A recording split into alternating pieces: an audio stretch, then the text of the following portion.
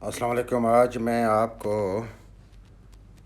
एक south east Asia के एक छोटे मुल्क जिसे सिटी स्टेट भी कहा जाता है, सिंगापुर।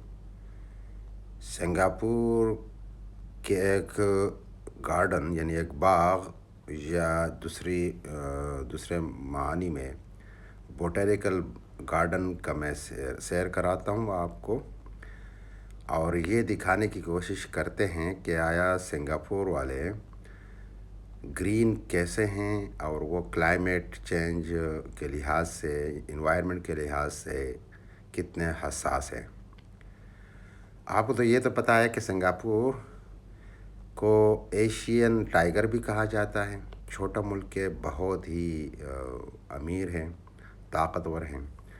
आजकल ज़्यादा नहीं तो आपको सबको मालूम है कि पासपोर्ट के लिहाज से दुनिया में एक नंबर पर है, कि उसका पासपोर्ट दुनिया में सबसे एक नंबर पे सबसे बेहतरीन चलता है। कई ममालिक को यहाँ से वीज़े आसानी से मिलते हैं। अब सिंगापुर को आप आते हैं तो एयरपोर्ट्स, इमिग्रेशन एयरपोर्ट में पाकिस्तानी जो शहरी हैं हम जैसे, सिर्फ उनको कुछ आधे घंटे के लिए एक साइड पर बिठाकर मज़ीद चेकिंग की जाती है।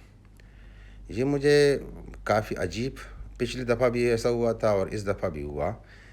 मतलब 5 साल पहले जब मैं आया था तब भी मुझे एक साइड पे किया था और इस साल भी किया।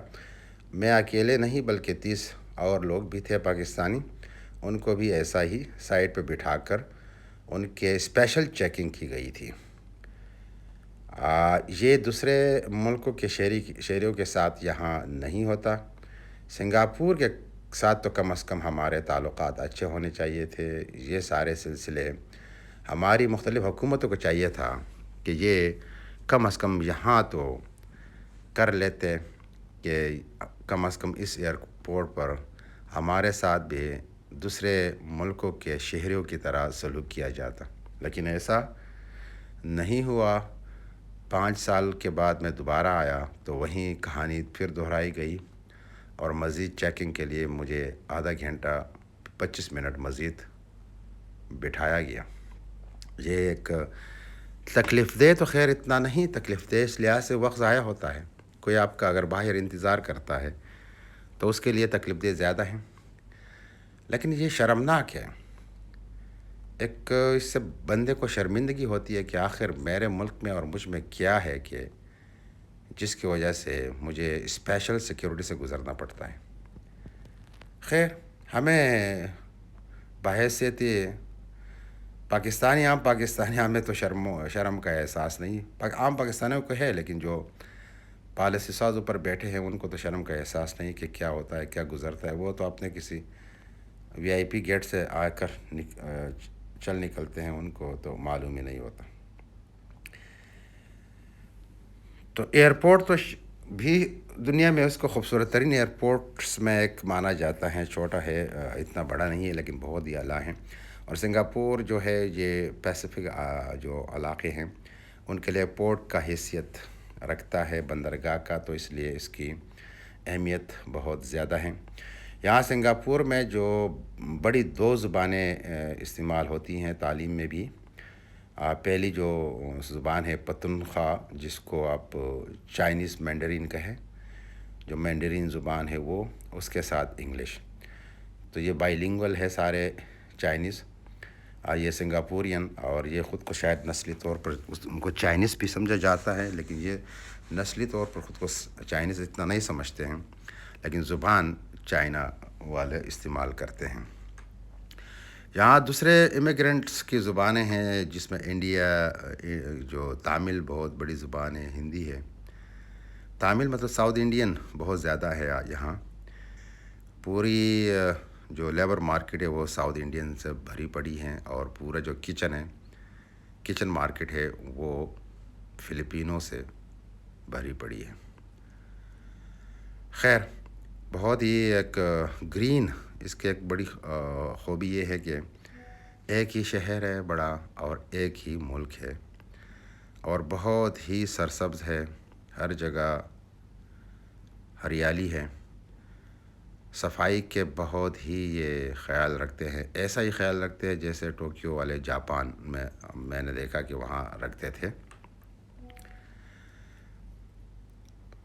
آؤٹ ڈور اسموکنگ کی اجازت نہیں ہے، آؤٹ ڈور بھی اسموکنگ کے لیے ایک آدھ دور دور کہیں آپ کو جگہ ملتے ہیں، وہاں آپ اسموکنگ کر سکتے ہیں، باقی آؤٹ ڈور اجازت نہیں ہے اسموکنگ کی۔ اب اس پارک کی طرف آتے، اس پارک کو کہتے ہیں سنگاپور بوٹینک گارڈن۔ یہ ایک بہت بڑا پلانٹس کا ایک گارڈن ہے، ان کو یہ شاید ایک ابتدائی طور پر نیشنل پارک بھی سمجھتے، اس میں پرندے بھی ہیں، اس میں کچھ ٹراپیکل فارسٹ ہیں جو خودرو ہیں، کچھ انہوں نے خود اگایا ہے اور اس کی حفاظت کی ہوئی ہے اور اس کو رکھا ہوا ہے۔ اس میں پورے اس ریجن کے جتنے پلانٹس ہیں، پودے ہیں، ان کی قسمیں پائی جاتی ہیں۔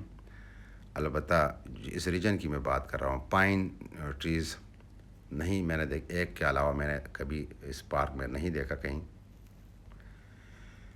ایک اور اس پارک کے اندر کئی پارکس ہیں، مطلب اس گارڈن کے اندر چھوٹے چھوٹے اور گارڈن ہیں، کسی کو ہیلنگ گارڈن کا نام دیا ہے، کسی کو جنجر گارڈن کا نام دیا ہے، مختلف، کسی کو ایون ہارٹ گارڈن پر کیا کہتے ہیں اس کو، ریسپریشن گارڈن وغیرہ، یہ بھی ساری اس کو انہوں نے نام دیا۔ جھیل بھی ہے، کچھ جگہوں پہ پانی بھی گرتا نظر آتا ہے، جھرنے بھی ہیں۔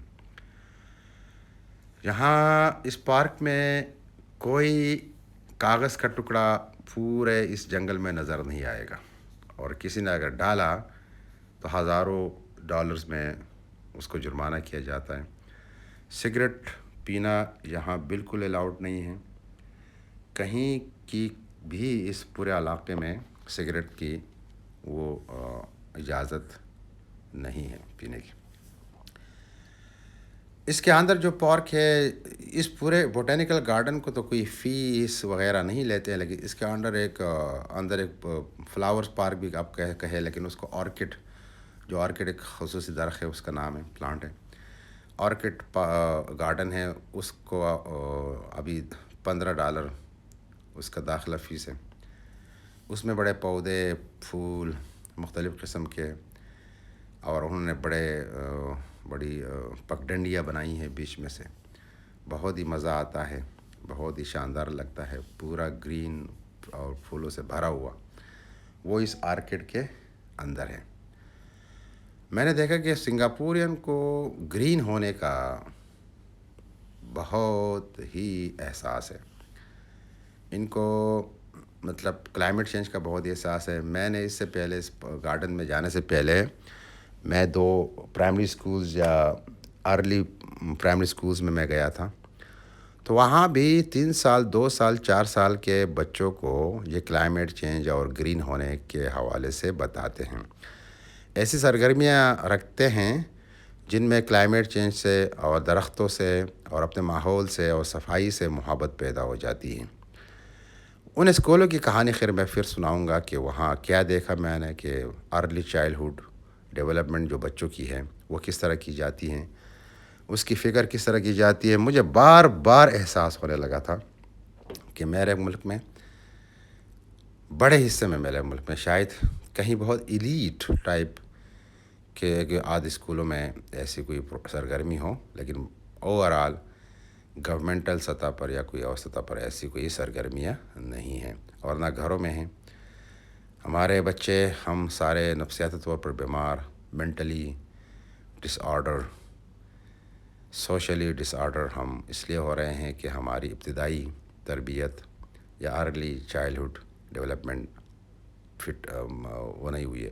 اور تربیت سے یا وہاں پاکستان میں تو یہی مراد لیا جاتا ہے کہ تربیت means to teach more religious text, to more religious teachings, وہ بھی ایک لحاظ سے فٹ ہے، اچھا ہے، لیکن کیا اس کا کیا امپیکٹ آتا ہے، کیونکہ یہ تو پورا ایک میڈیکل، سائیکالوجیکل، سوشل، پورا ایک اس کا ہے، یہ ارلی چائلڈہڈ ڈیولپمنٹ، اس کا برین سائنس بھی انوالو ہے اس میں، سوشل سائنسز بھی انوالو ہے اس میں، سائیکالوجی بھی انوالو ہے اس میں، بچوں کی کیا کہتے ہیں اس کو، پیڈیالوجی بھی انوالو ہے. تو خیر وہ اس پر الگ بات.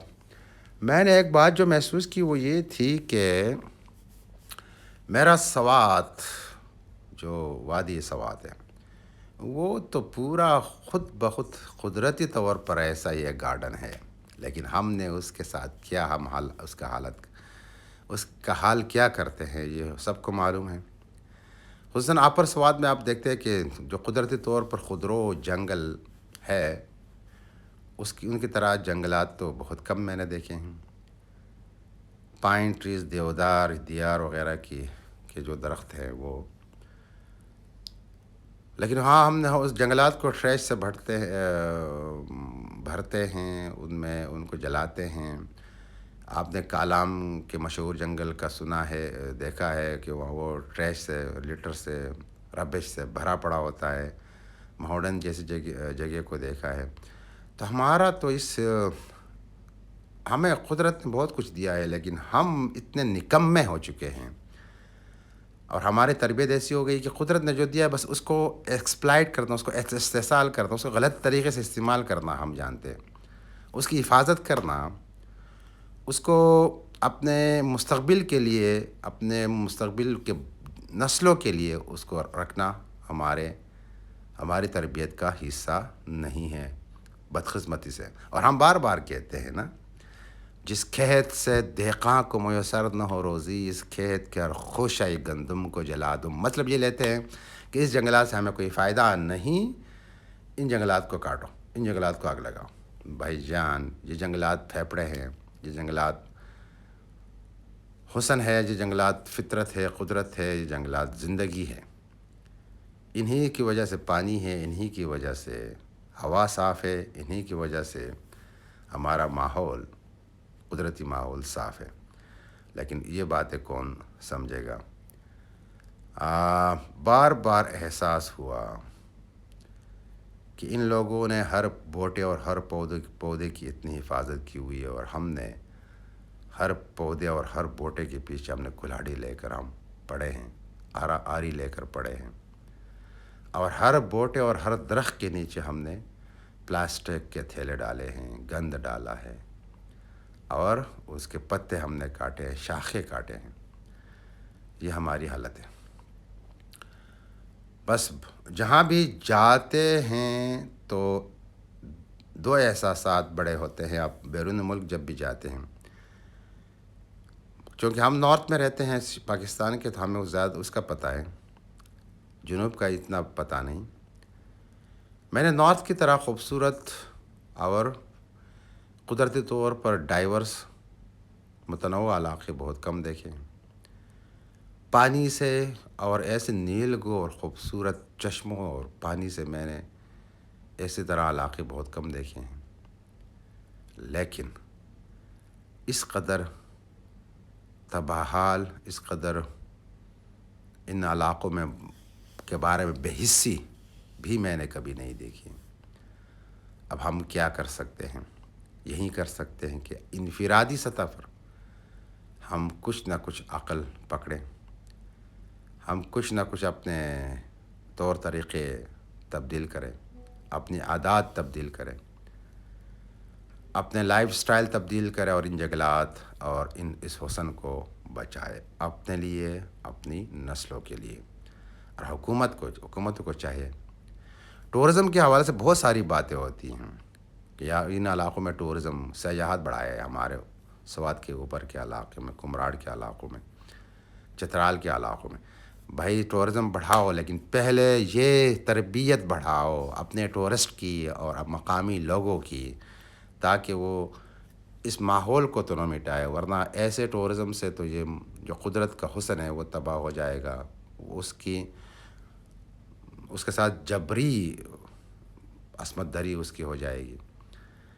تو یہی کہا جا سکتا ہے کہ قدرت نے ہمیں دیا ہے، ہم نے اس کا کچھ فائدہ نہیں لیا ہے. جو قدرت نے ہمیں دیا ہے، ہم نے اس کا نہ خیال رکھا ہے، نہ اس سے فائدہ لیا ہے.